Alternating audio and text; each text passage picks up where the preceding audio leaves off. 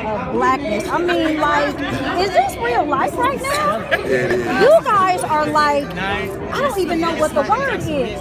Royalties. Legendary. The standard. So tell us about what do you think has been the key to you guys even still being alive in 2017? Well, first of all, only by the grace of God. Amen. You know, by the dedication of a lot of people like my sister and brother here, Jamicia Bennett and Billy Steele.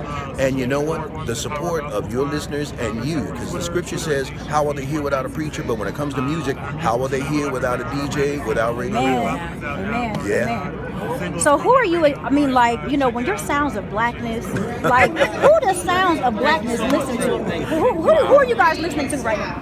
Tamala May. Yes, ma'am. For sure, and Latisse Crawford. Okay. And they got a new artist out right now, Ashley. She sang last See Ashley Brown Lawrence. Oh my There God. you go. Oh my gosh, she's so amazing. Okay. Travis Green. Travis Green. Yeah, Travis Green, yeah. And just real quick, what advice would you give to people who want to be a part of this industry? It has changed so much since you guys got involved. So what do you think the key is to staying true to yourself? Staying true to yourself.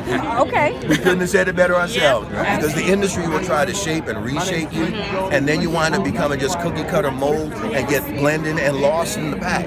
But when you stick with what God has given you and you're true to that, you can't go wrong. Okay. I want you guys to have a great night. Thank you so much. Thank you.